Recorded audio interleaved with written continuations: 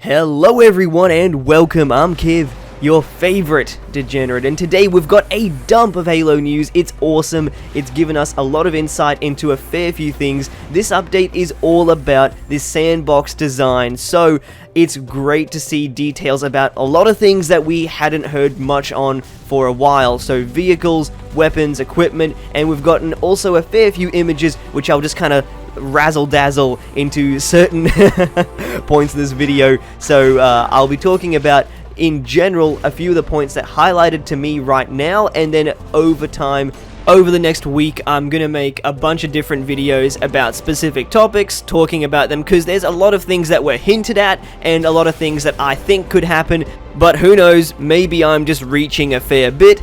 For now, I wanted to focus in on this video being about DLC weapons and vehicles, and then also the loadout system that they may be having, because there's a few things going on here. I'm also going to have a link in the description to the full article. I am not ignoring certain parts, I will just be covering them later on. I wanted to focus first on the big talking points, the things that are getting me very excited and also very concerned.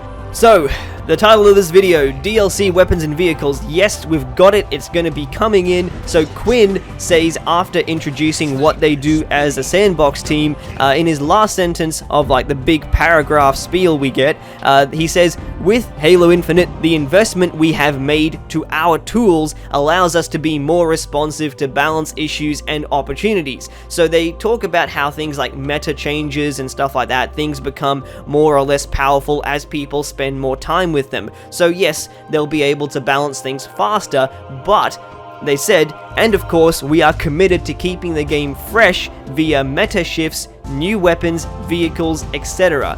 Halo Infinite truly is unlike any Halo before it when it comes to our support and commitment to the game and our players. Woo! Boy, that is really good to hear. We have never seen proper DLC weapons and vehicles in a Halo game before. Yes, in Halo 5 they did have like the classic weapons and stuff returning, but not like proper, new, never seen before weapons that we had not touched at all in any previous game or version. So this is really exciting to hear, there being not just weapons but vehicles that will be coming as well.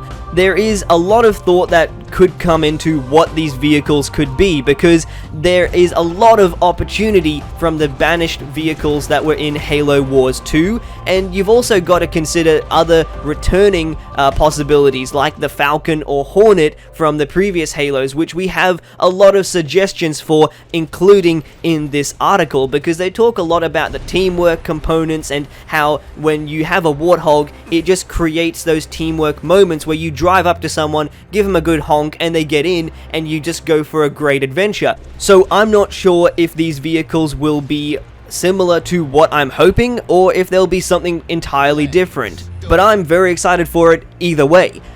Next thing I want to talk about is the potential returning vehicles, because when we get to the end of the article, they just have a fun question talking about what each of their favorite vehicles are in the game, and if it is something that they haven't revealed yet, can they give us any hints?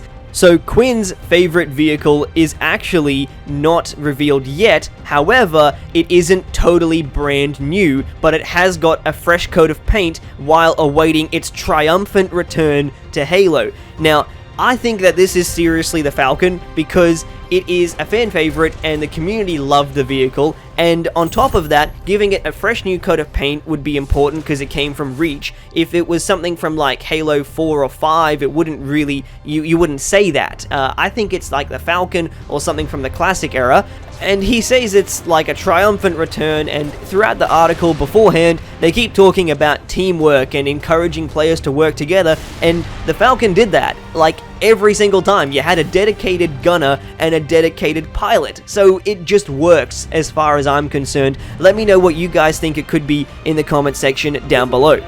I'm also happy because I called it, if it is the Falcon, because a while back, like going back months now, I made a video talking about how there were audio field recordings about a helicopter going back and forth, and I figured that it would probably be for the Falcon. So go ahead and check that video out if you haven't already seen it.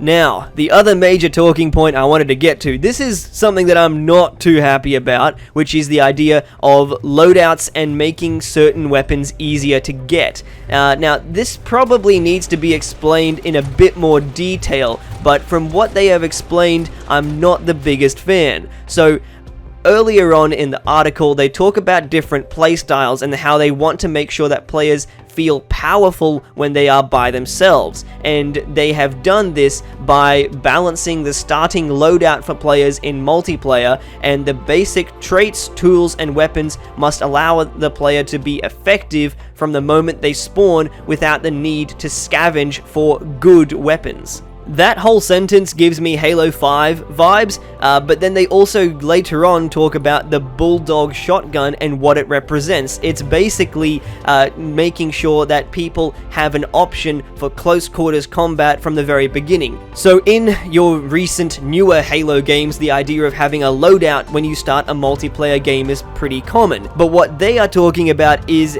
including the Bulldog as one of the starting weapons you can choose from for your loadout. Before everyone starts putting their hands up and say, whoa, what the hell is this? They did go into detail explaining that the Bulldog is basically a more multi-use shotgun. It's not like a straight up powerhouse like the classic shotgun. It is a bit more of a underpowered version of it, and they wanted to give it as an option to have people who wanted to do something close quarters wise to have from the beginning. And that makes sense. It's a gap in what was available in the weapons. Do I think it needed to be done? Yeah, look, I don't think it needed it, but it's an option. But the most important thing is that the balancing for that gun has got to be absolutely ridiculously good, because if it isn't, it's gonna fall flat on its face and it's not gonna work properly at all. It cannot be overpowered in any way whatsoever, but it also cannot be useless at all. So it's a really difficult situation to try and make that gun fit and balance well.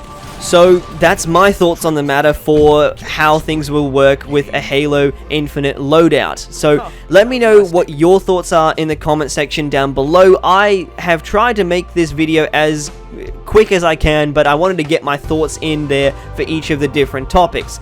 And also, try not to make a shit video. So yeah, that's just about it from me though, guys. I've been Kiv, and I'll see you next time.